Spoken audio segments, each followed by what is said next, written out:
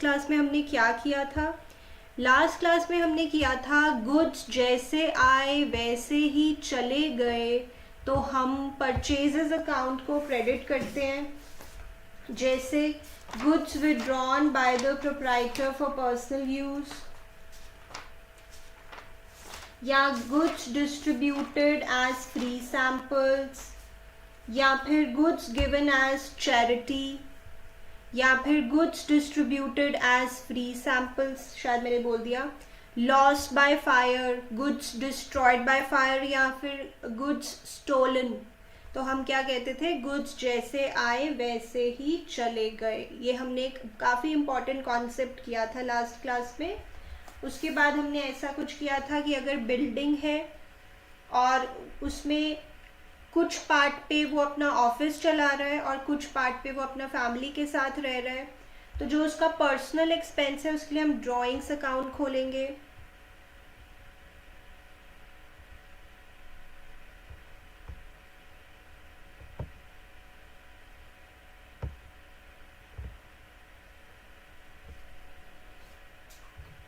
फिर इसके बाद मैंने आपको कुछ क्वेश्चन दिया था बुक से, जिसमें कुछ एक्स वगैरह लेके करना था। वो आपको मुश्किल भी लगा होगा, पर कोई बात नहीं, हम अभी उसकी और प्रैक्टिस करेंगे, तो घबराने की कोई बात नहीं है।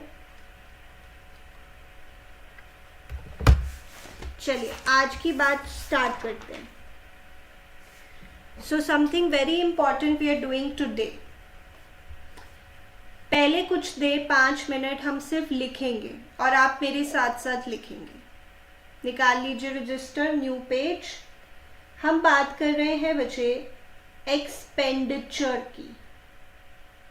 एक्सपेंडिचर 2 तरह के होते हैं अकाउंट्स में, रेवेन्यू एक्सपेंडिचर और कैपिटल एक्सपेंडिचर। रेवेन्यू एक्सपेंडिचर और कैपिटल एक्सपेंडिचर।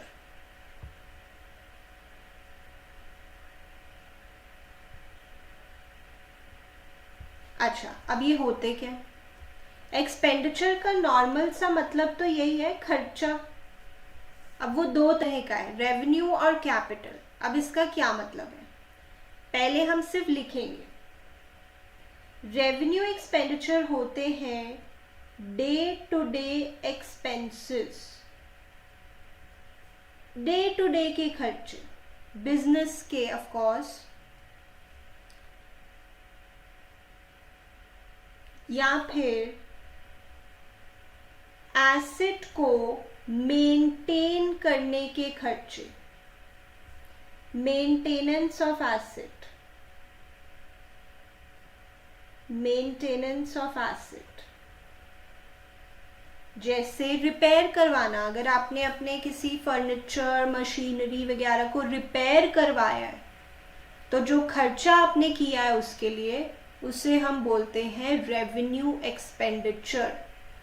और ये डे टू डे के खर्चे भी होते हैं। एग्जाम्पल, रेंट देना। अच्छा, अब ये मत कहना कि रेंट तो महीने में एक बार दिया जाता है तो ये डे टू डे नहीं है। नहीं, ऐसा नहीं बोल रहे, डे टू डे ही है। ये रोज़मर्रा के खर्चे हैं बिजनेस के।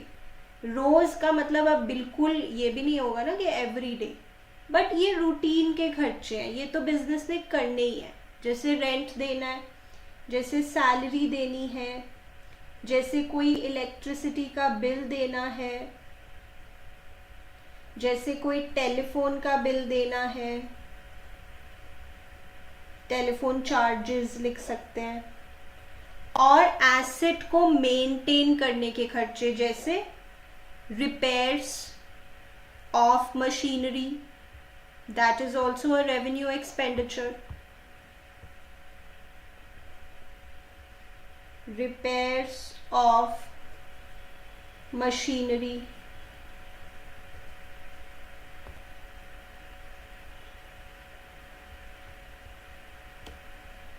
यहाँ तक लिखिए उसे।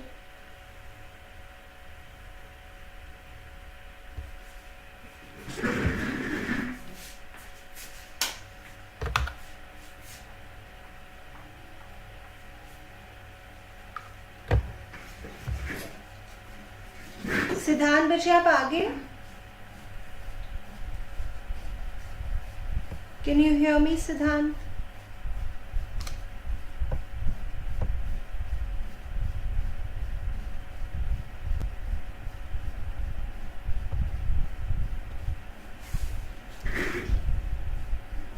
ओके, तो रेवेन्यू एक्सपेंडिचर होते हैं डे टू डे के खर्चे, और एसेट को मेंटेन करने के लिए जो खर्चे किए जाते हैं, जैसे रिपेयर करवाते हैं हम अपने मशीनरी को, फर्नीचर को।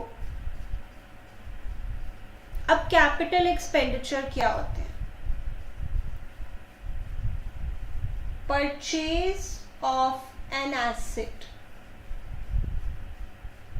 वैसे अगर आप कोई एसेट खरीदते हो, जैसे फर्नीचर, बिल्डिंग, मशीनरी, तो खर्चा तो होता ही है ना उसमें भी, तो उस खर्चे को क्या बोलेंगे?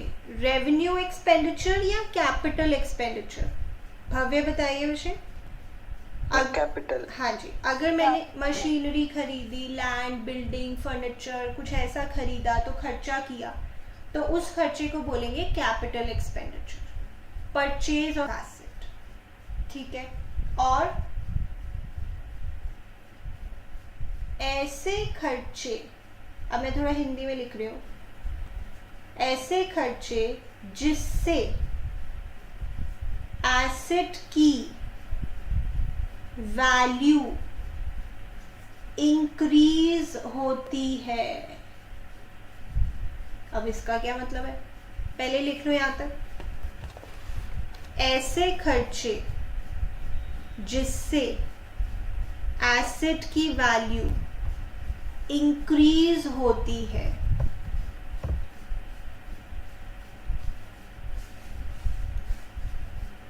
जैसे विषय, बिल्डिंग एक एसेट है। अब अगर आपने अपनी बिल्डिंग में एक और फ्लोर बनवाया, तो आपको लगता है इससे आपकी बिल्डिंग की वैल्यू बढ़ती है? बताइए। Yes ma'am. यस, तो फ्लोर बनवाने पे जो आपने खर्चा किया, वो रेवेन्यू एक्सपेंडिचर या capital expenditure? Capital. Yes, because अभी हमने यहाँ लिखा है कि ऐसे खर्चे जिनसे हमारे एसेट की वैल्यू बढ़ती है, उन्हें हम कैपिटल एक्सपेंडिचर कहते हैं। Example, addition of a floor to a building,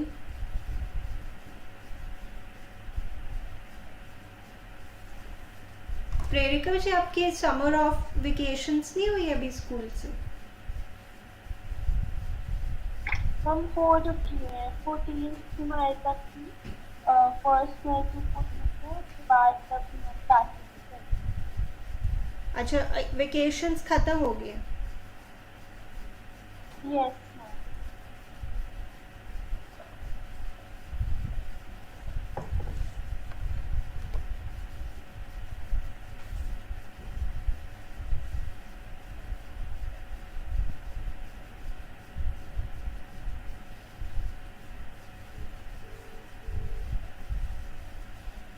नहीं हो रहे मुझे? आप एक बार आ गए थे, एंटर हो गए थे, बट आपका बस माइक नहीं ऑन हुआ था। एक बार आप शायद एंटर हो गए थे।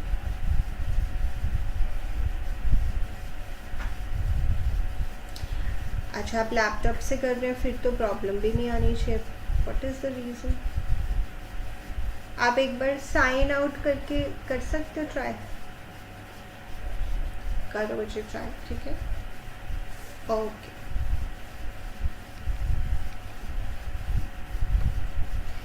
देन बच्चे, अब मेरी बात ध्यान से सुनिए।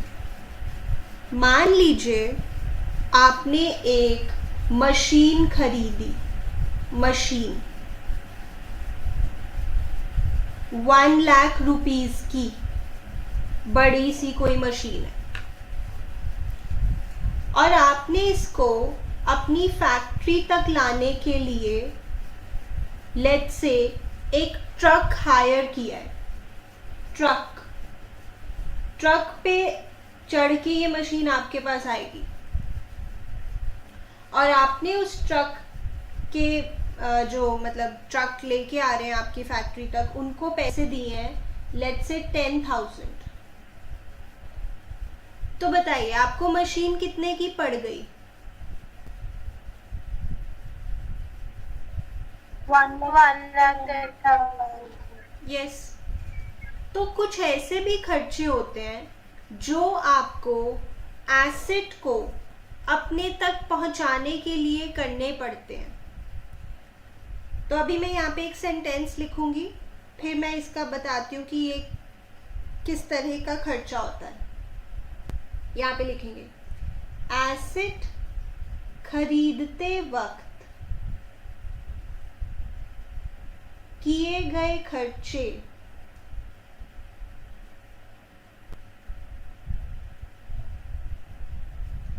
उस एसेट को वर्किंग कंडीशन में लाने के लिए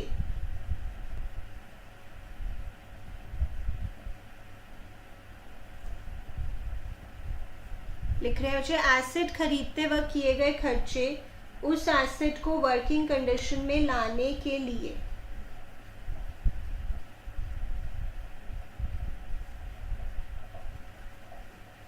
ये भी होते हैं कैपिटल एक्सपेंडिचर। एसेट खरीदते वक्त किए गए खर्चे उस एसेट को वर्किंग कंडीशन में लाने के लिए। जैसे मैंने ये आपको एग्जाम्पल दिया कि आपने एसेट खरीदा और आप उस एसेट को अपनी फैक्ट्री में किसी चीज़ पे रख के लेके आ रहे हो और उसके आपने पैसे पे किए हैं, तो वो किस तरह का खर्चा होता है भव्य? कैपिटल। राइट। तो यहाँ पे 10,000 का जो खर्चा हमने किया है, जो ट्रक वाले भैया को पैसे दिए हैं, वो रेवेन्यू एक्सपेंडिचर है या कैपिटल? बताइए अकॉर्डिंग टू जो हमने यहाँ पे लिखा है, 10,000 का खर्चा रेवेन्यू है या कैपिटल? कैपिटल। यस। और 1 लाख का खर्चा? कैपिटल। यस। दोनों ही कैपिटल है। एक तो आप एसेट खरीद के लेके आ रहे हो, तो एसेट खरीद के जो खर्चा होता है, मतलब खरीदते वक्त जो खर्चा होता है, वो तो कैपिटल ही होता है। और उस एसेट को वर्किंग कंडीशन में लाने के लिए जो आप खर्चे करते हो, उसे भी आप कैपिटल एक्सपेंडिचर कहते हो। यहाँ तक लिखो, फिर मैं इसके एग्जाम्पल लिखवाती हूँ। 3 बातें याद रखेंगे बच्चे। अगर आप एसेट खरीदते हो तो जो खर्चा करते हो वो कैपिटल एक्सपेंडिचर कहलाता है। अगर आप कोई ऐसा खर्चा करते हो जिससे आपके एसेट की वैल्यू बढ़ती है, तो वो भी कैपिटल एक्सपेंडिचर होता है। और एसेट खरीदते वक्त किए गए खर्चे उस एसेट को वर्किंग कंडीशन में लाने के लिए भी जो खर्चे किए जाते हैं, वो कैपिटल एक्सपेंडिचर होते हैं। अब मैं इनके एग्जाम्पल आपको लिखवाती हूँ।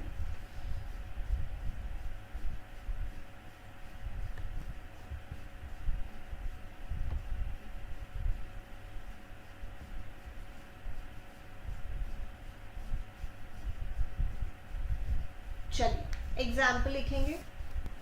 ये 2 कैटेगरीज बनी हुई है। एग्जाम्पल, परचेज ऑफ मशीनरी, ये तो है। Then carriage paid at the time of purchase of machinery,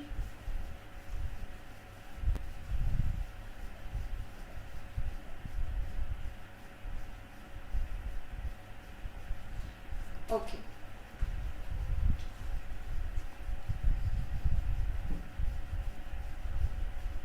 अवश्य मान लीजिए मैंने मशीनरी खरीद ली है, फैक्ट्री में भी पहुंच गई है, बट लेट्स से इस मशीनरी को मुझे इंस्टॉल करवाना है। जैसे हम एसी को इंस्टॉल करवाते हैं घर पे, लेट्स से इस मशीनरी को भी मुझे इंस्टॉल करवाना है और इंस्टॉलेशन के खर्चे हो गए हैं कुछ भी, मान लीजिए 5000। तो प्रेरिका, मुझे आपको क्या लगता है ये जो आपने मशीनरी इंस्टॉल करने के पैसे दिए हैं 5000, ये रेवेन्यू एक्सपेंडिचर है या कैपिटल? कैपिटल यस, ये भी कैपिटल एक्सपेंडिचर है। एसेट खरीदते वक्त किए गए खर्चे उस एसेट को वर्किंग कंडीशन में लाने के लिए, ये भी कैपिटल एक्सपेंडिचर है। तो ये भी एग्जांपल्स में लिखेंगे, installation charges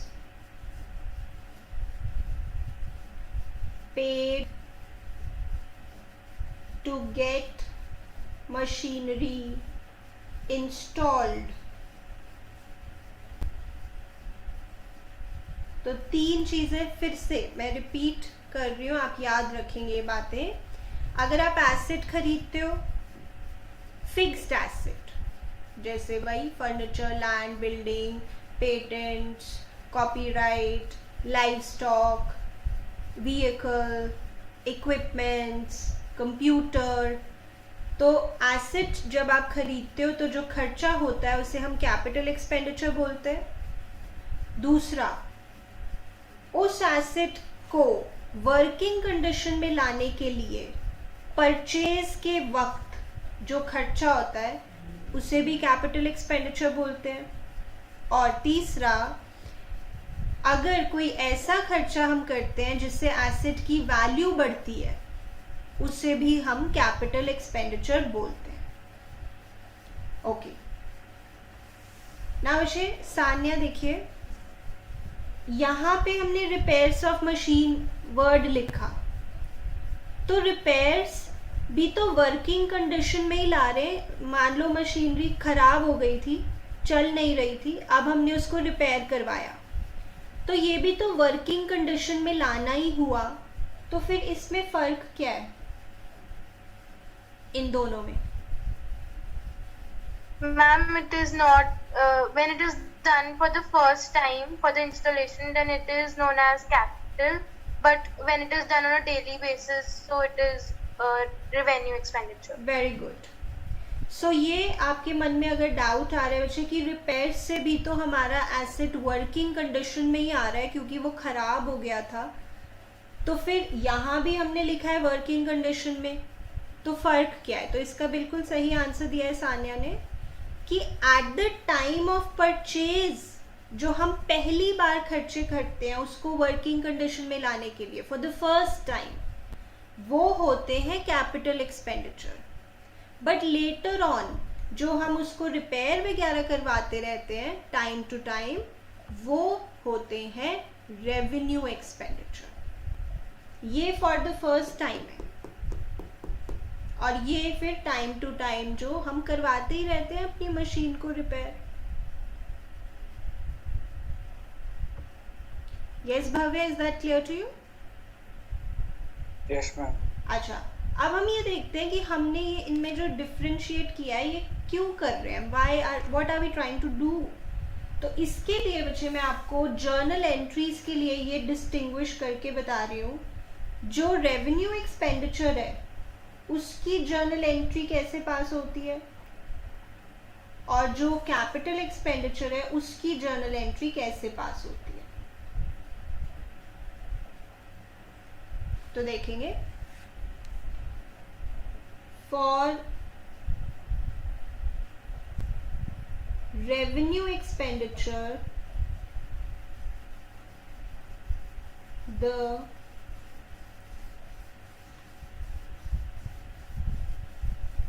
expense account is opened। अभी इसका मतलब बताते हैं। For capital expenditure,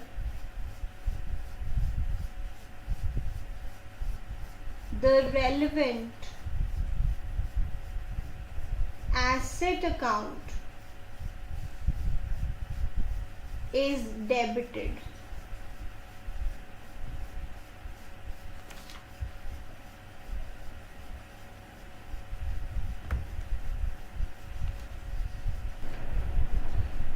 Siddhant is not able to join the class.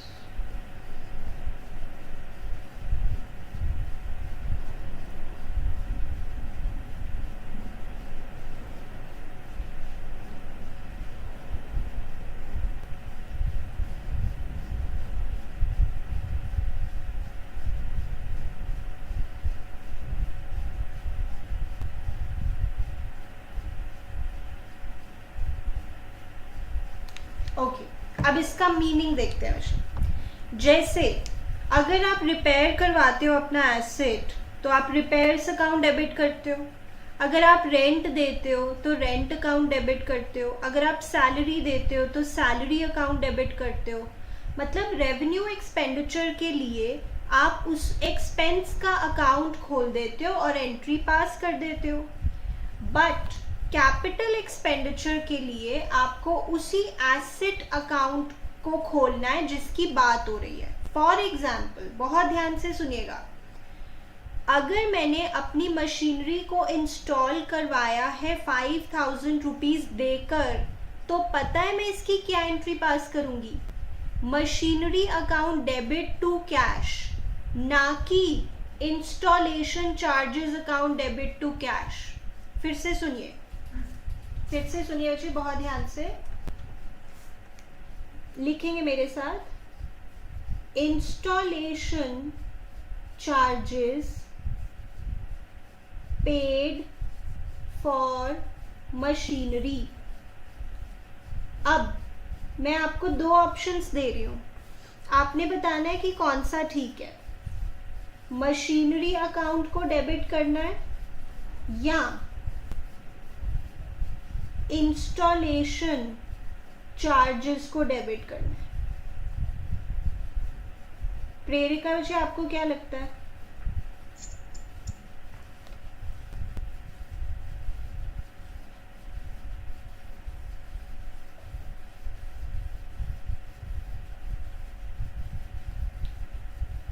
प्रेरिका जी, आपको कुछ? Machinery account. Yes, this is correct, this is wrong. Because ये किस तरह का खर्चा है?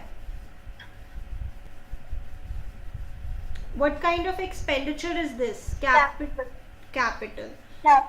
Yes. तो जब कैपिटल एक्सपेंडिचर होता है तो हम उसी एसेट अकाउंट का नाम यूज करते हैं जिसकी बात हो रही है, ना कि उस खर्चे का नाम यूज करते हैं। यहाँ पे हम कहेंगे ये हमारी मशीनरी की ही वैल्यू है 5000 की जो इंक्रीज हो रही है।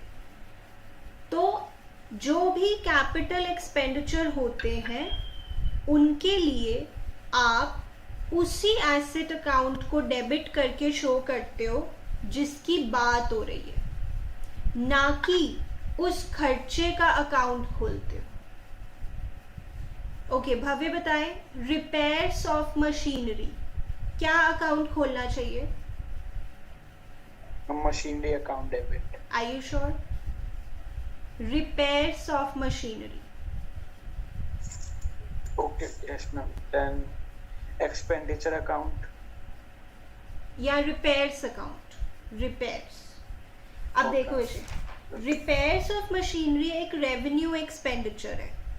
तो जो revenue expenditure होता है उसके लिए हम उसी expense का नाम खोल देते हैं एंट्री में जिसकी बात हो रही है। जैसे रिपेयर्स की बात हो रही है तो रिपेयर्स अकाउंट डेबिट, सैलरी की बात हो रही है सैलरी अकाउंट डेबिट।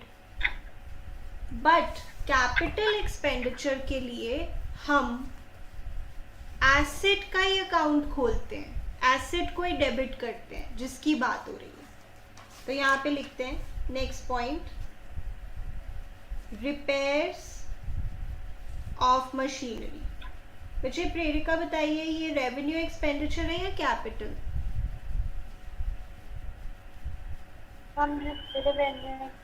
ठीक है, तो रेवेन्यू एक्सपेंडिचर के लिए हम एक्सपेंस का अकाउंट खोलते हैं या एसेट का अकाउंट?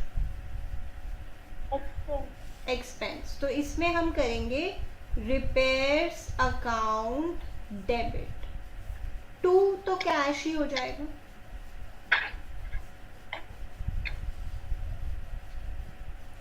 यस वजह। तो आपको क्या बात ध्यान में रखनी है कि अगर रेवेन्यू एक्सपेंडिचर है तो आपको उसी एक्सपेंस का अकाउंट खोल देना है, डेबिट कर देना है।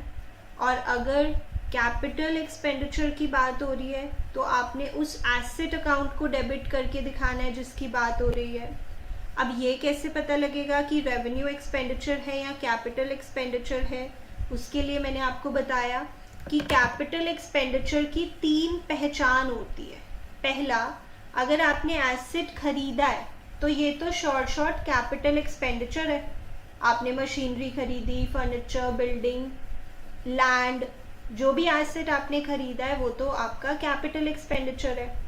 फिर एसेट की वैल्यू अगर बढ़ रही है, एसेट की वैल्यू कैसे बढ़ती है? जैसे अगर मैंने बिल्डिंग में एक और फ्लोर ऐड करवा दिया तो इससे मेरी बिल्डिंग की वैल्यू बढ़ती है। तो जिन खर्चों से आपके एसेट की वैल्यू बढ़ती है उनको भी आप कैपिटल एक्सपेंडिचर कहते हैं। और थर्ड, एसेट खरीदते वक्त किए गए खर्चे एसेट को वर्किंग कंडीशन में लाने के लिए वो भी होते हैं कैपिटल एक्सपेंडिचर। ओके, अब इसे सुने। मान लीजिए मेरी कार पंक्चर हो गई,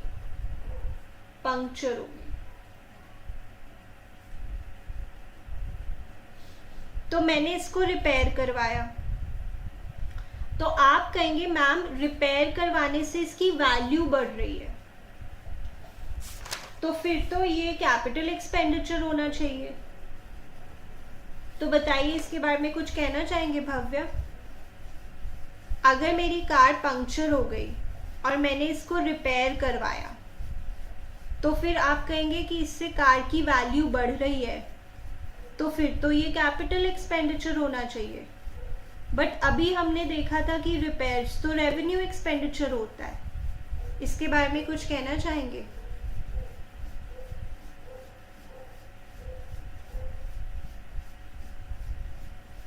नो? शायद से इसके अंदर मैम कैपिटल नहीं होगा क्योंकि ये मैम जनरल है, क्योंकि अगर हम रिपेयर भी करवाएंगे तो मतलब ठीक है। तो देखो बच्चे, अगर मेरी कार की वैल्यू मतलब कार पंक्चर हो गई तो ठीक है, उसकी वैल्यू गिर गई। फिर जब मैंने उसको रिपेयर करवाया उसकी वैल्यू उसी लेवल पे वापस आ गई जिस लेवल पे वो पहले थी, उससे ज्यादा तो नहीं बढ़ गई ना। सोचो, अगर मैंने अपने कार का पंक्चर ठीक करवाया तो उसकी वैल्यू उसी लेवल पे वापस आ गई जिस पे पहले थी, या उससे भी बेटर हो गई? बताइए भव्या। उतनी हो गई। तो अगर आपके एसेट की वैल्यू उतनी ही हो जाती है जितनी पहले थी तो वो वैल्यू बढ़ना नहीं कहलाता, वो वैल्यू बढ़ना नहीं होता है। वैल्यू बढ़ना होता है कि आपके एसेट की वैल्यू जितनी थी उससे भी ऊपर चली गई। अच्छा, मान लो आजकल तो वैसे ऐसा होता नहीं, पहले होता था कि कार में एसी नहीं होता था कुछ कार्स में, और फिर अगर एसी लगवाया तो फिर कार की वैल्यू बढ़ गई। या आपने अपनी कार को बड़ा स्टाइलिश तरीके से मॉडिफाई करवाया है, डिजाइन करवाया है, तो कार की वैल्यू बढ़ गई। बट पंक्चर से कार की वैल्यू नहीं बढ़ी, वो उस लेवल पे वापस आई है वैल्यू जिस लेवल पे पहले थी। Is it clear to you बच्चे? बताइए। Yes ma'am. तो कभी भी आप ये नहीं बोलेंगे कि रिपेयर से आपके एसेट की वैल्यू बढ़ती है, नहीं, रिपेयर से आपके एसेट की वैल्यू उस लेवल पे वापस आती है जिस पे वो पहले थी, वैल्यू बढ़ती नहीं है। ओके, अब हमने इसको क्वेश्चंस में कैसे यूज करना है मुझे?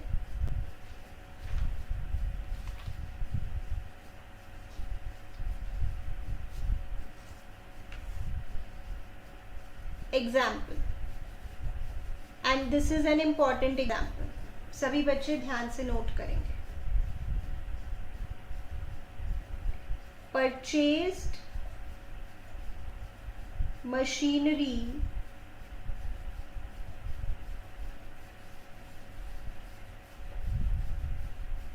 for rupees 1 lakh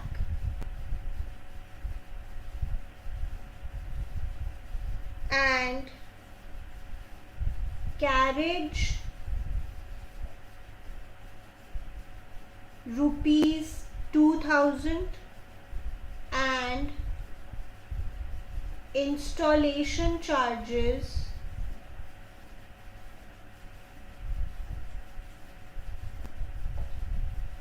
rupees 1000 paid in cash. Note करिए, purchased machinery for 1 lakh and carriage 2000 and installation charges 1000 paid in cash.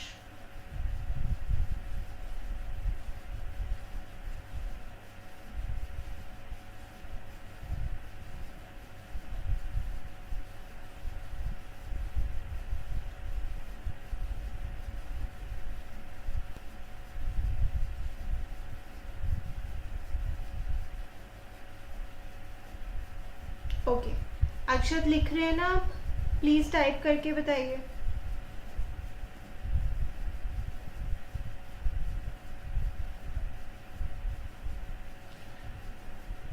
Okay, धृति वैसे बताइए, ये जो एक्सपेंसेस है ये कौन से एक्सपेंसेस है? Capital expenditure.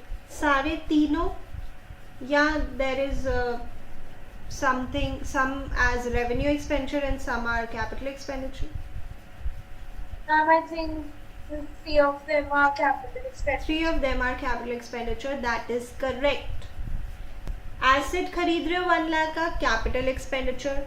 उसको वर्किंग कंडीशन में लाने के लिए आपने पहले फैक्ट्री में लेके आए तो उसका खर्चा किया कैरेज एंड फिर उसे इंस्टॉल करवाया. That is also working condition में ला रहे हो फॉर द फर्स्ट टाइम. तो ये तीनों ही हैं capital expenditure. Bhavya, can you speak out the entry for this?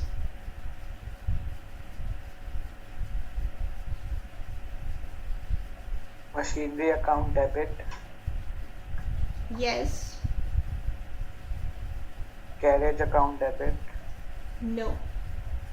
सो बच्चे, इसमें अलग बात ये है कि बस मशीनरी अकाउंट ही खुलेगा और उसी में आप 1,03,000 शो करेंगे. आप कहेंगे मुझे मशीनरी 1,03,000 की पड़ी है. कैपिटल एक्सपेंडिचर के लिए हम उसी एसेट अकाउंट को ओपन करते हैं जिसकी बात हो रही है. कोई और अकाउंट यहाँ पे ओपन नहीं करेंगे. Is it okay Bhavya? Yes ma'am. तो अच्छा, जब आपने अभी बोला कि ये कैपिटल एक्सपेंडिचर है तीनों, तो कैपिटल एक्सपेंडिचर को कलेक्टिवली हम उसी एसेट अकाउंट में डेबिट करके दिखाते हैं जिसकी बात हो रही है. अलग से हम कोई एक्सपेंसेस का अकाउंट ओपन नहीं करते हैं. तो machinery account debit to cash account. सभी इसको ध्यान से नोट कीजिए. Machinery account debit to cash account. अलग से कैरेज, अलग से इंस्टॉलेशन, कोई अकाउंट ओपन नहीं करना है. तभी मैंने आपको यहाँ पे लिखवाया है कि कैपिटल एक्सपेंडिचर का जब आप जर्नल बनाते हो तो आप उसी एसेट अकाउंट को डेबिट करके दिखा देते हो. That's it. कोई अलग से अकाउंट खर्चे का ओपन नहीं करते हो अगर वो सारे कैपिटल एक्सपेंडिचर है.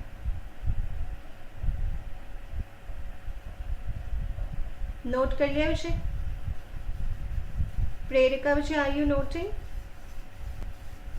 Yes, ma'am.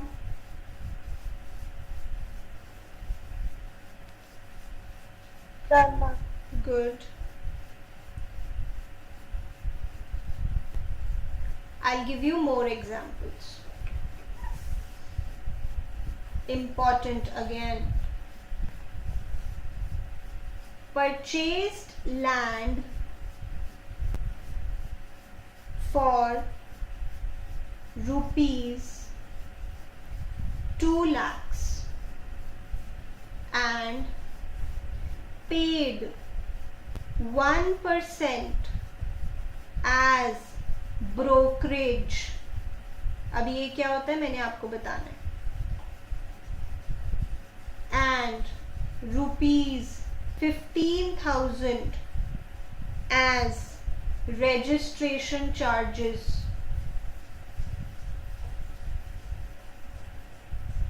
कभी ऐसे सुना है आपने, मुझे ना रजिस्ट्री करवानी है लैंड की. ऐसे आपके पेरेंट्स से आपने कभी सुना है कहते हुए Yes, ma'am. रजिस्ट्री Yes, करवानी ma'am. है. यस, जब आप कोई लैंड या कोई मतलब ऐसे हाउस कोई प्रॉपर्टी खरीदते हो तो आपको उसकी रजिस्ट्री करवानी होती है, आपको उसको अपने नाम पे रजिस्टर करवाना होता है. registration charges on it. Entire payment is made by check. Okay, तो वैसे ये रजिस्टर करवाने के खर्चे हैं जो रिकॉर्ड्स होते हैं ना गवर्नमेंट के. मान लीजिए अक्षत ने एक प्रॉपर्टी मुझे बेच दी, तो अब मैं उसको अपने नाम पे रजिस्टर करवाऊंगी. तो मैं जाऊंगी ऑफिस में उनके, मैं कहूंगी कि अब ये प्रॉपर्टी अक्षत के नाम से हटा के मेरे नाम पे कर दो. फिर उसके वो चार्जेस लेते हैं. तो यहाँ पे 15,000 के रजिस्ट्रेशन चार्जेस हैं. ठीक है, अब ये ब्रोकरेज क्या है? ब्रोकरेज होती है एक तरह की कमीशन. क्या होती है वैसे? कमीशन. अगर आपने कोई प्रॉपर्टी खरीदी है, कभी किसी प्रॉपर्टी डीलर का नाम तो सुना होगा. Property Yes, dealer ma'am. होते हैं ना बीच Yes, में. ma'am. Yes, ma'am. मान लीजिए आप, मैं हूं और अक्षत है. अक्षत को अपनी प्रॉपर्टी बेचनी है और मुझे खरीदनी है. तो मैंने भी बोला हुआ है प्रॉपर्टी डीलर को कि कोई अच्छी प्रॉपर्टी मिले तो मुझे बताना. अक्षत ने बोला हुआ है कोई अच्छा कस्टमर मिले तो बताना. फिर अल्टीमेटली ये हम दोनों को मिला देगा और मुझसे भी कमीशन लेगा और अक्षत से भी कमीशन लेगा. तो ऐसा ही कुछ यहाँ पे हो रहा है. मैंने लैंड तो खरीद लिया 2 लाख का और उसको खरीदने के लिए मैंने प्रॉपर्टी डीलर को कमीशन भी दी है. कितनी कमीशन दी है मुझे? 1%. किसका 1%? बता सकते हैं किसका 1%? 2 lakh. जितने का मैंने सामान खरीदा है, लैंड खरीदा है, उस वैल्यू का मैं प्रॉपर्टी डीलर को कमीशन दूंगी. राइट. तो यहाँ पे 3 खर्चे हो रहे हैं. लैंड खरीदने के खर्चे, लैंड को खरीदने के लिए कमीशन दी है और लैंड को रजिस्टर करवाने के खर्चे. ये तीनों ही कौन से खर्चे हैं बता सकते हैं?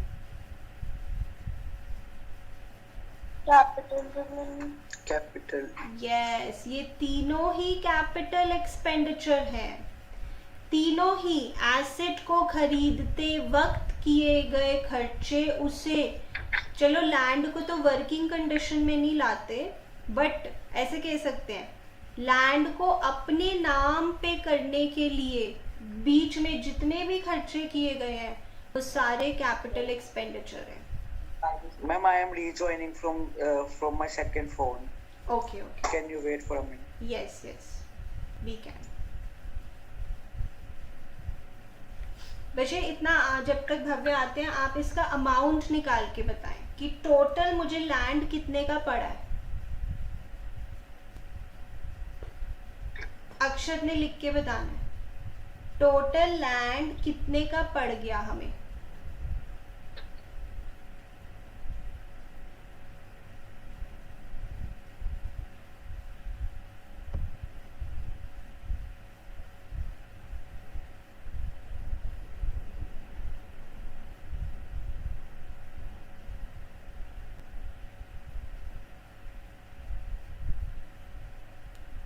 yes I am there. Okay good. अब आप ये बताएंगे, जैसे हम अभी कह रहे थे कि ये तीनों ही कैपिटल एक्सपेंडिचर हैं, एसेट खरीदते वक्त किए गए खर्चे, उस एसेट को वर्किंग कंडीशन में लाने के लिए, या फिर उस एसेट को अपने नाम पे करवाने के लिए जितने भी बीच में आपने खर्चे किए वो सभी कैपिटल एक्सपेंडिचर हैं। So my question now is कि आपको यहाँ पे लैंड टोटल कितने का पड़ा?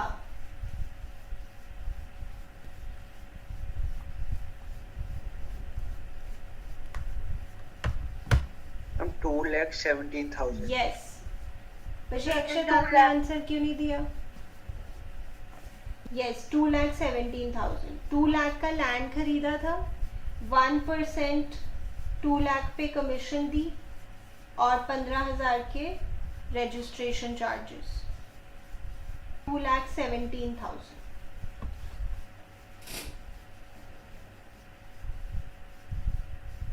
ओके अक्षत एक बार फिर से देखिए, अब आपने बताना है लैंड खरीदा हमने 2 लाख का, उसको खरीदने के लिए बीच में हमने कोई प्रॉपर्टी डीलर रखा होगा, तो उसको हमने 1% की कमीशन दी है, ब्रोकरेज मतलब कमीशन, और 15,000 मैंने लैंड को अपने नाम पे रजिस्टर करवाने के लिए खर्च किए। तो टोटल आपको लैंड कितने का पड़ा ये मैंने आपसे पूछा था। भव्य अब आप इसकी एंट्री बता सकते हैं?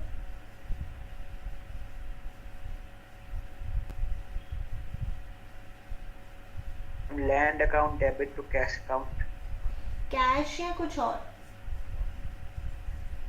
एक बार एंट्री पढ़ो ध्यान से। Bank account, bank. Bank account. मुझे किसी खर्चे का कोई अलग से नाम नहीं खोलना, कोई ब्रोकरेज नहीं, कोई रजिस्ट्रेशन चार्जेस नहीं, क्योंकि ये तीनों कैपिटल एक्सपेंडिचर हैं, बस उसी एसेट अकाउंट में डेबिट हो जाएंगे जिसकी बात हो रही है। मुझे अक्षत अमाउंट ठीक नहीं बताया। देखो 2 लाख का लैंड है, 1% कमीशन, 1% किसका? जिस वैल्यू का आपने लैंड खरीदा है, तो 1% बनता है 2,000 और 15,000 के रजिस्ट्रेशन चार्जेस है। तो एक बार फिर से बताओ अक्षत कितने का पड़ा आपको लैंड?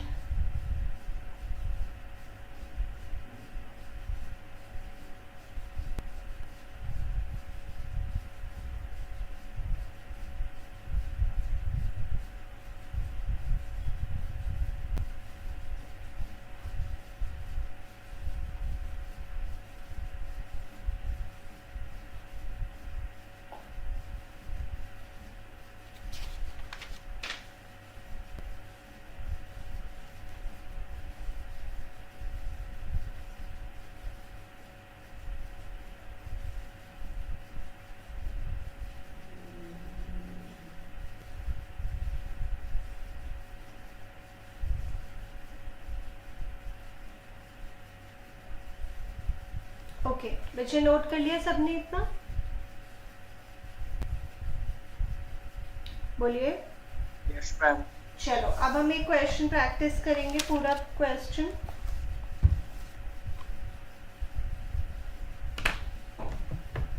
मैं आपको ग्रुप पे भी भेज रही हूँ और अभी दिखाऊंगी भी, और इसमें आपको लास्ट पार्ट को छोड़ के सारा क्वेश्चन पूरा करना है। लास्ट पार्ट अभी हमने किया नहीं है।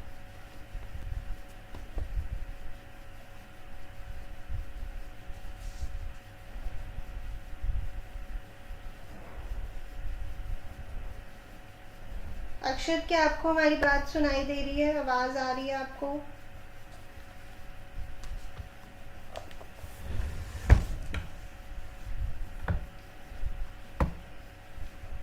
तो ये क्वेश्चन है मुझे, ये आपने पूरा करना है एक्सेप्ट जून 30 वाला लास्ट पार्ट। चलिए स्टार्ट हो जाइए। मैं किसी से भी कोई भी पूछ सकती हूँ एंट्री, बहुत ध्यान से करना है। अक्षत लिख के बताइए आपको हमारी आवाज सुनाई दे रही है?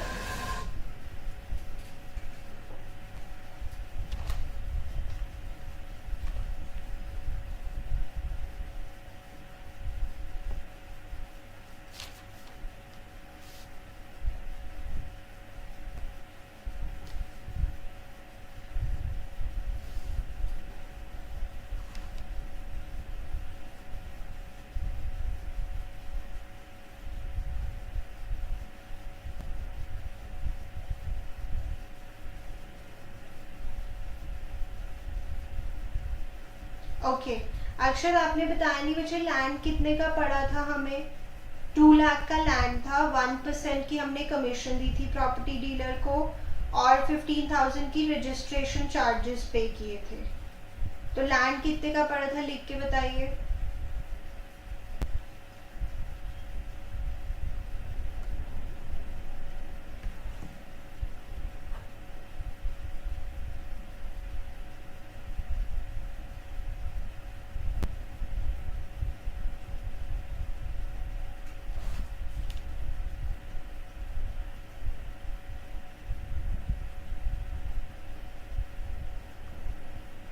नहीं भी ऐड कमीशन प्लस करोगे कमीशन को जो मैंने प्रॉपर्टी डीलर को दी है 1% ऑफ 2 लाख कितना बनता है पहले तो ये बताइए 1% ऑफ 2 lakhs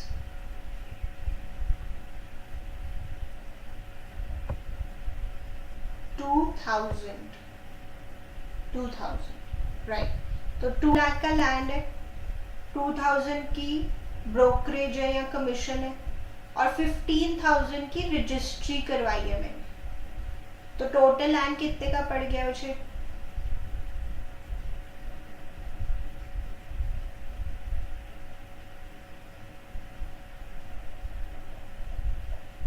$2,17,000 यस 2,17,000 अब हम ये बोल रहे थे कि ये जो खर्चे हैं लैंड को खरीदते वक्त जो भी हमने खर्चे किए हैं ये सारे कैपिटल एक्सपेंडिचर हैं क्योंकि एसेट खरीदते वक्त किए गए खर्चे उस एसेट को वर्किंग कंडीशन में लाने के लिए या अपने नाम पे करने के लिए बीच में जितने भी खर्चे करने पड़ते हैं वो सारे कैपिटल एक्सपेंडिचर होते हैं अब ये सारे कैपिटल एक्सपेंडिचर हैं लैंड हमें 2,17,000 का पड़ा है तो एंट्री क्या होनी चाहिए अक्षर लिख के बताइए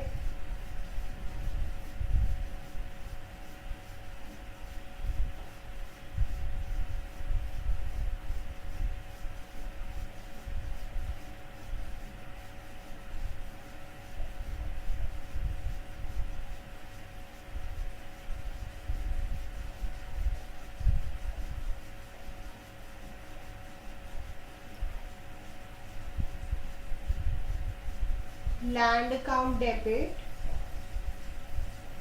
2,17,000 टू बैंक अकाउंट चलो अक्षर अब ये क्वेश्चन शुरू कर रहे हैं हम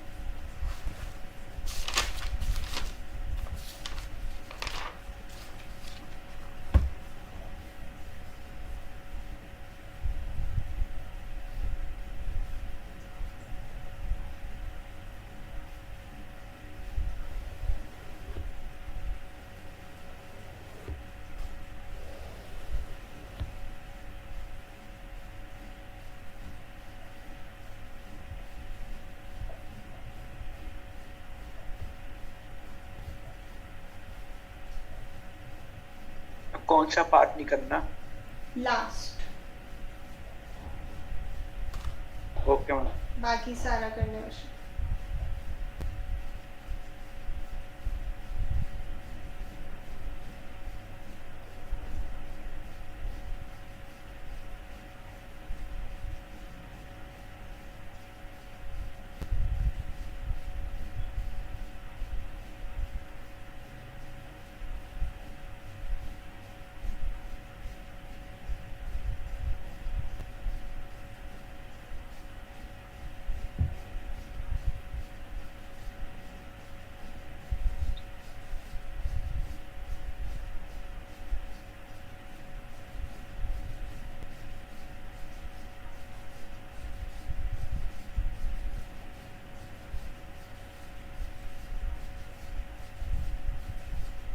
अक्षत आप सॉल्व करेंगे मुझे जो क्वेश्चन आपको दिख रहा है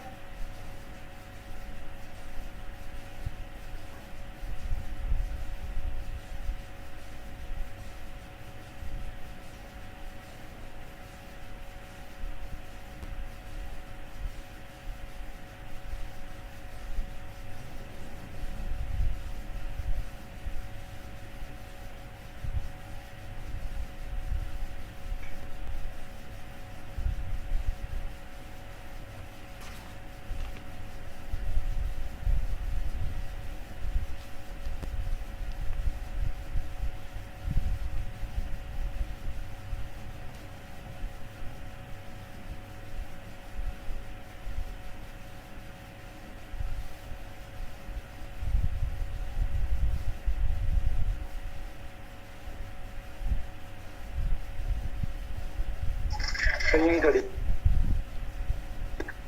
हो रही है।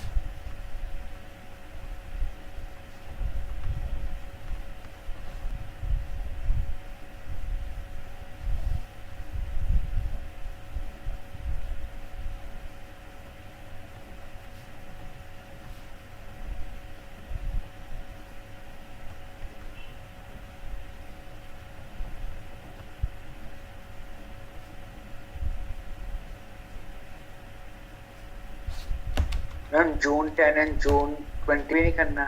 करना है बच्चों। Okay ma'am.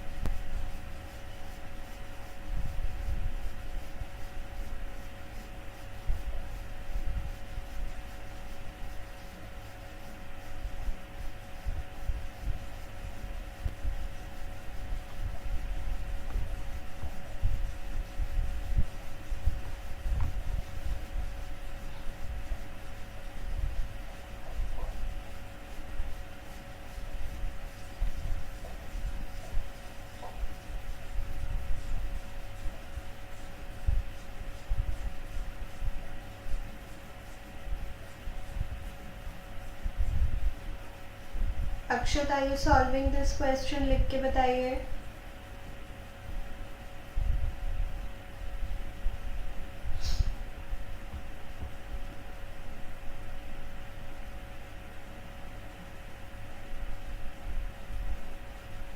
You can do it.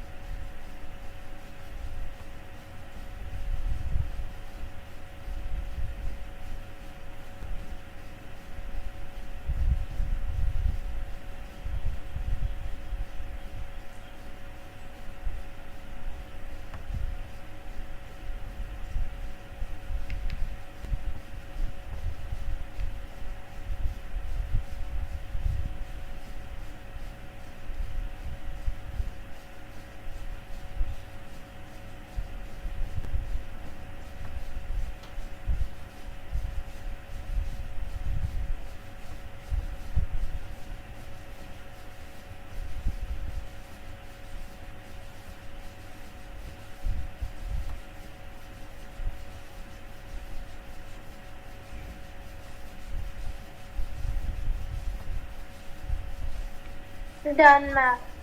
Good.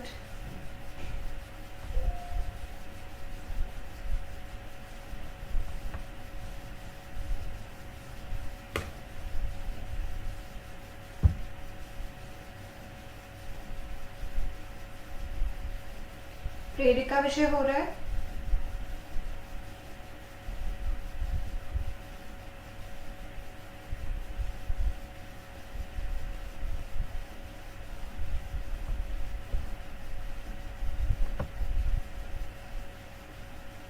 प्रेरिका,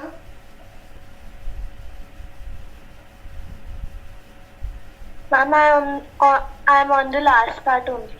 good. Dhriti, Done, ma'am. Good. Bhavya, I'm in the last part. Okay.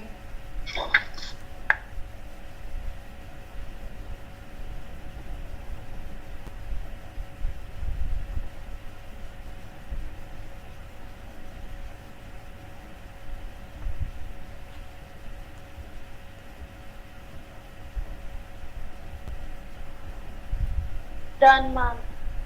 Good. Done, ma'am. Good. चलिए डिस्कस करते हैं. अक्षत लिख के बताइए पहली एंट्री का answer. Very simple it is. Arun Govil and company paid into bank as capital.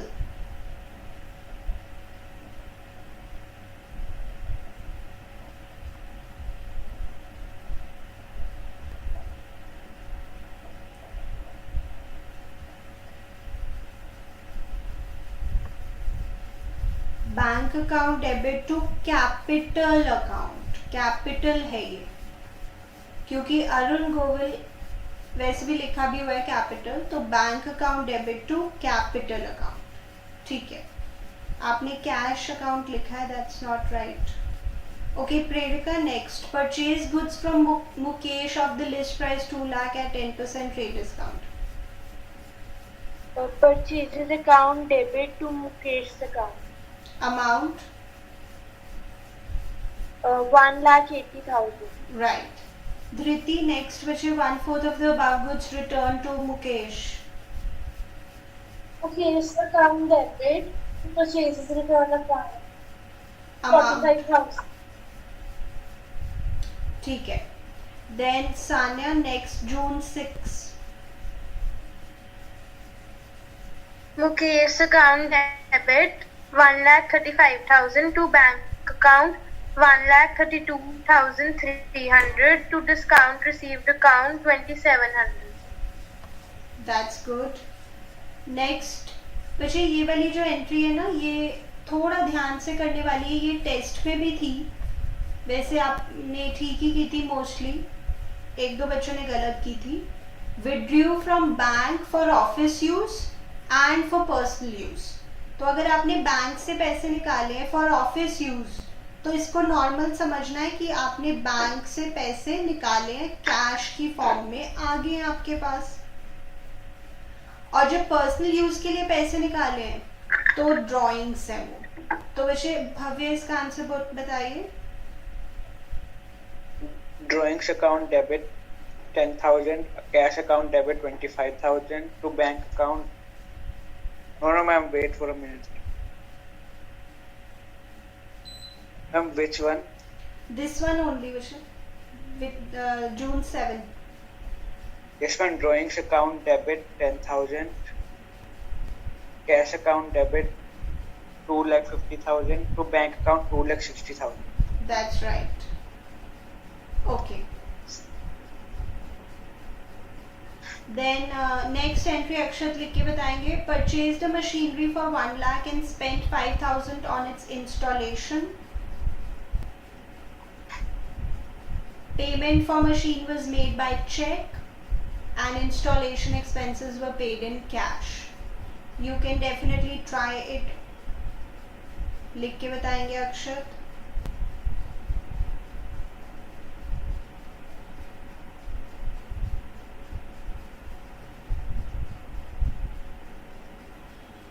Machinery account debit, that is right. आगे.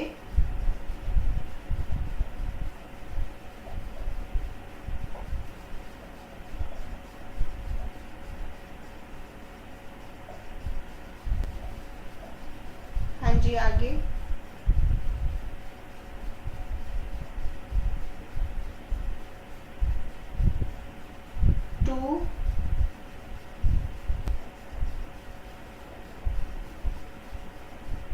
To bank account to cash account. Right. So बच्चे आपने कुछ पैसे चेक से दिए हैं, कुछ पैसे कैश से दिए हैं. तो like this, machinery account debit to bank to cash. Total machine आपको 1,05,000 की पड़ी है.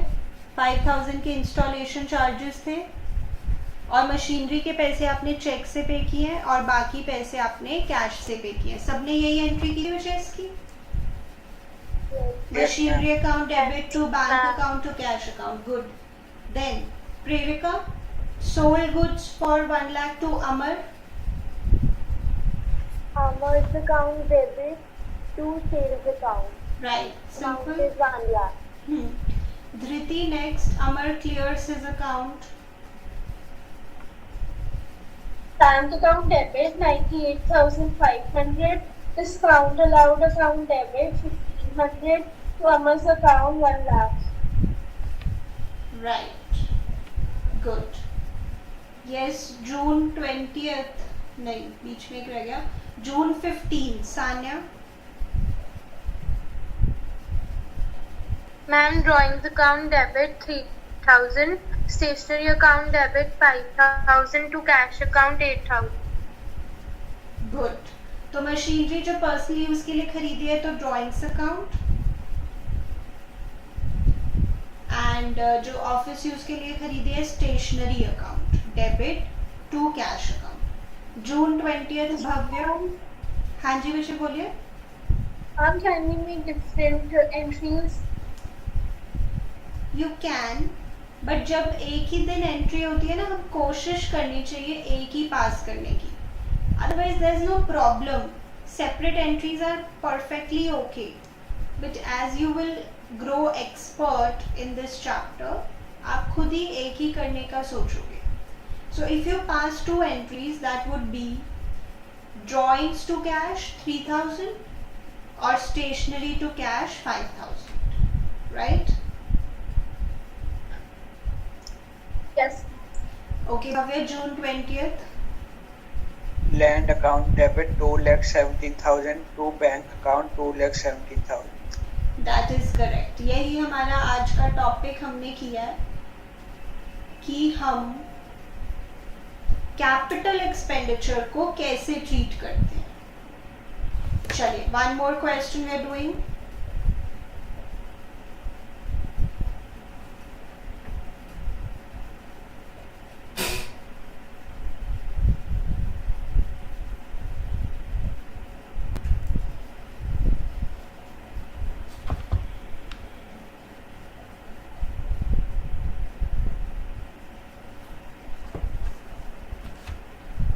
Question number 19. Question number 19. I'm sending on the group also. It has total 5 parts. अक्षर अच्छे से करने हैं और आपने बताने हैं मुझे.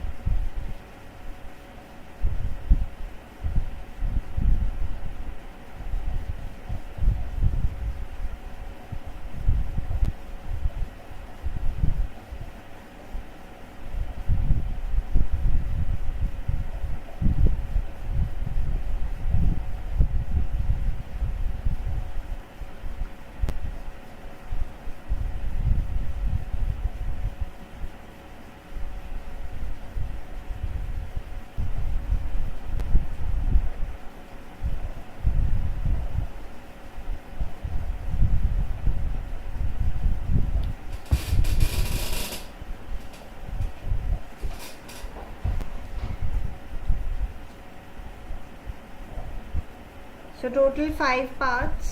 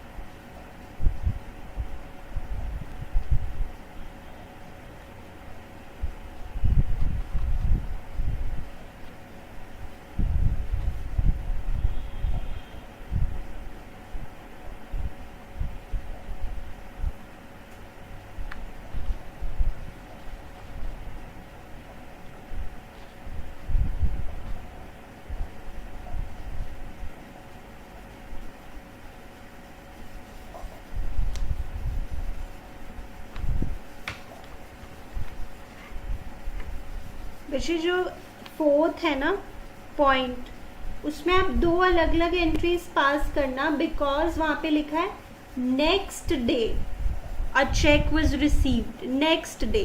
तो अब अगर डे अलग अलग है फिर तो अलग अलग एंट्री होनी चाहिए। तो फोर्थ पार्ट में आप 2 एंट्रीज करें।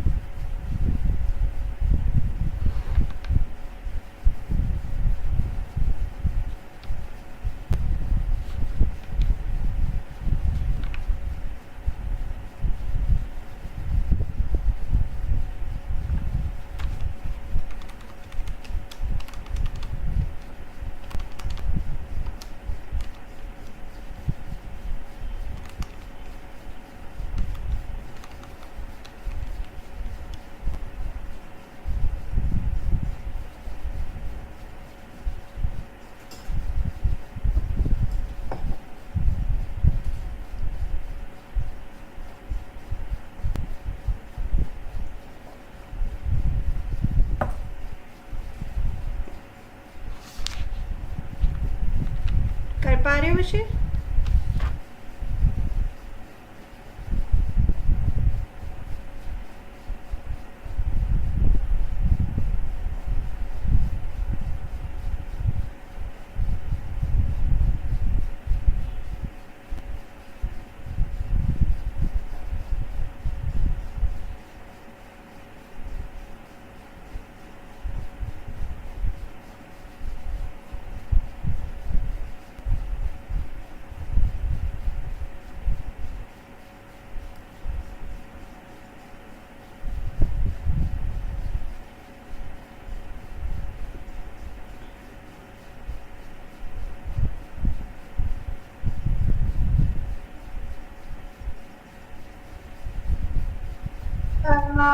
Good.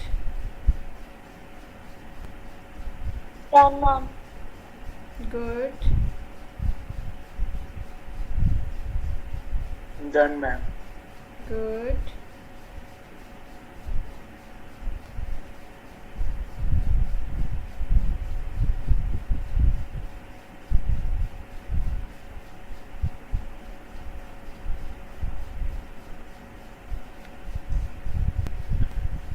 अक्षर पीछे फर्स्ट एंट्री लिख के बताइए। Purchase machinery for 20,000 and paid 200 for its carriage. Please write the entry.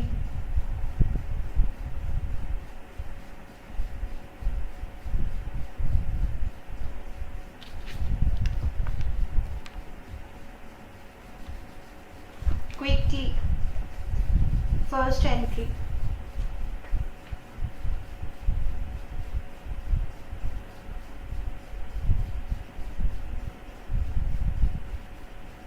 Transport account कौन सा होता है?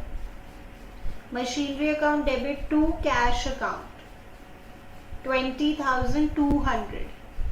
मशीनरी खरीदते वक्त किए गए खर्चे कैपिटल एक्सपेंडिचर होते हैं।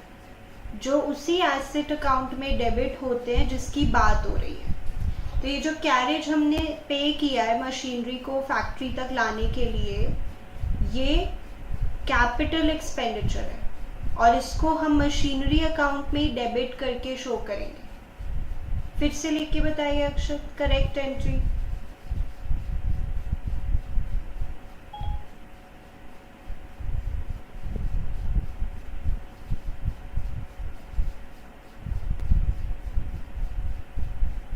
Okay, yes Prerika, next entry, second.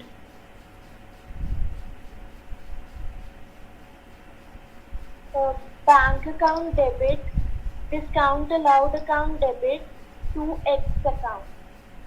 Correct.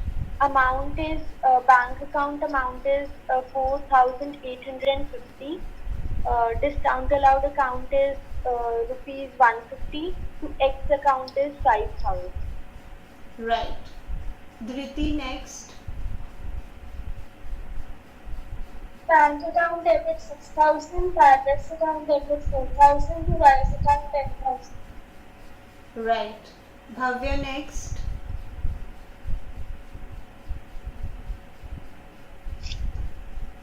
Ma'am jets account debit to sales account 8,000। ठीक है, और उससे अगले दिन bank account debit discount allowed account debit to jets account bank account 7600 discount allowed 400 and jets 8,000। Good. Yes Sanya, next. Manoj's account debit 21,600 to sales account debit 21,600. Very good, very good. Last entry में क्या करना था कि आपको जैसे दिया हुआ था प्रॉफिट, तो पहले प्रॉफिट ऐड करना था और फिर ट्रेड डिस्काउंट सब्ट्रैक्ट करना था। तो जैसे आपको वैल्यू दी हुई थी 20,000, उसमें आपने भी ऐसे किया था प्रेरिका? Yes, ma'am. यही वैल्यू आई थी आपकी बच्चे? Yes, ma'am. Good. So profit add करके 24,000 आया, फिर उसमें से ट्रेड डिस्काउंट माइनस किया 2,400 का, तो बन गया 21,600। फिर हमें पता है कि हम अलग से प्रॉफिट को भी शो नहीं करते अगर हम सेल्स अकाउंट ओपन कर रहे हैं, और ट्रेड डिस्काउंट को भी अलग से शो नहीं करते। Next, one more question, easy one.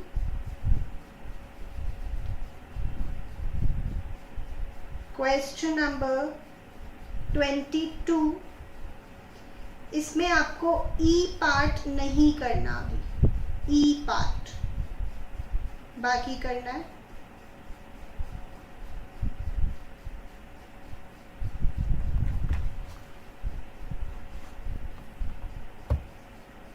This is the question 22। अक्षत अच्छे से करिए बच्चे, मैंने आपसे पूछना है, और प्लीज़ अपने माइक का भी कुछ करिए, ऐसे मुझे आप समझ नहीं आता कि आपको क्या समझ आ रहा है क्या समझ नहीं आ रहा है। It becomes more difficult for me.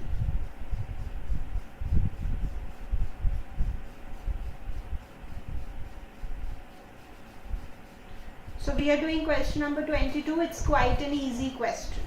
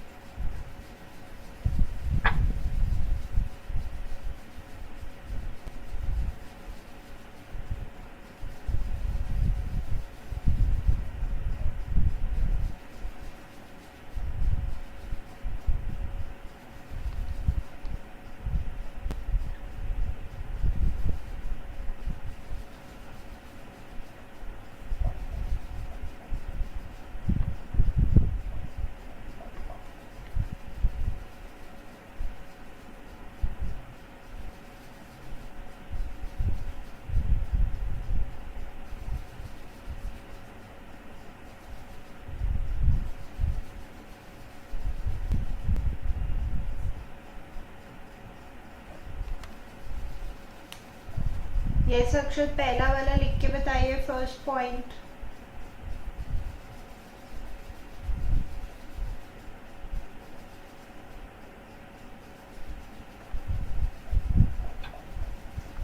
Proprietor withdrew for private use from bank, लिख के बताइए बच्चे अक्षर।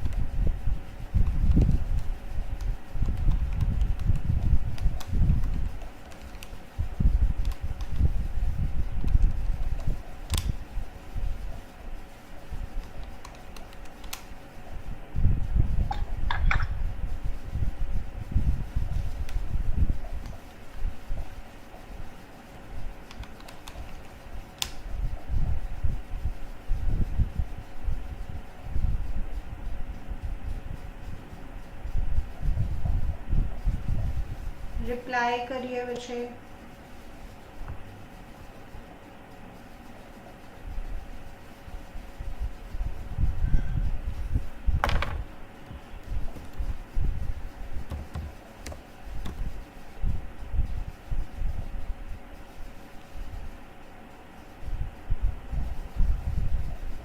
यस, हो गया बच्चे, बाकी बच्चे?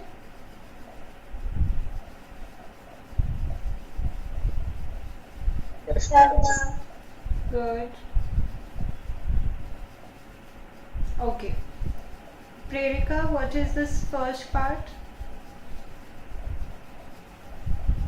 Sorry. Drawings account debit to bank account. Right, The amount is 10,000. right. Dhriti, next one. Cost by fire account debit to purchases account 50,000. Okay. Sanya, next one. Account debit 1,70,000 to cash account 1,70,000. Which is 1,52,000. Oh yes, ma'am. Say again.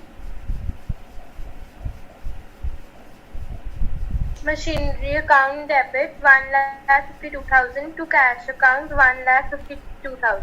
Okay, right. Next, Bhavya. Depreciation account debit to building account to furniture account. Good, Depreciation 10,400 good. Building की कितनी है depreciation? and 10,000 and और furniture furniture? 400. Yes. So 2 lakh का 5%, 10,000 की depreciation है building पे, और 5,000 का 8%, 400 की depreciation है furniture पे। तो depreciation से asset की value कम हो जाती है, और जब asset की value कम होती है तो उसे credit करते हैं। तो depreciation account debit, जो कि एक तरह का लॉस मान सकते हो आप, to building account, to furniture account. Prerika, आपने ऐसे ही किया था बच्चे?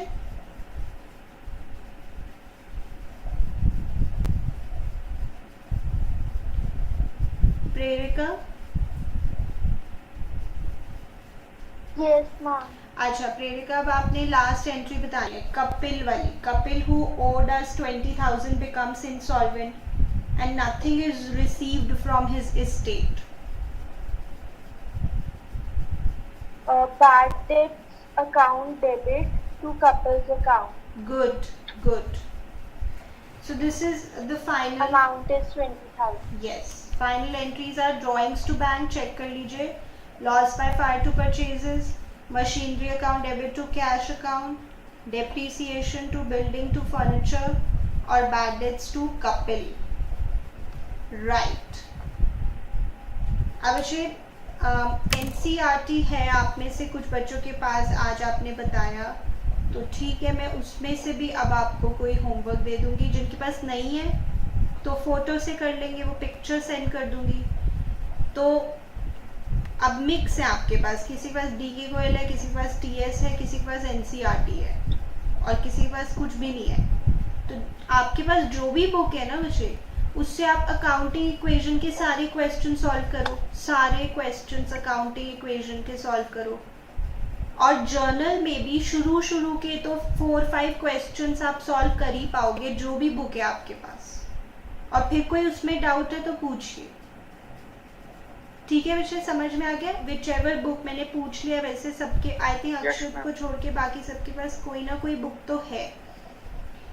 तो जो बुक भी है आपके पास उसमें आप अकाउंटिंग इक्वेशन चैप्टर पूरा करें, और जर्नल के भी पहले 3-4 क्वेश्चंस तो आप बिल्कुल कर सकते हैं। Okay, Yes.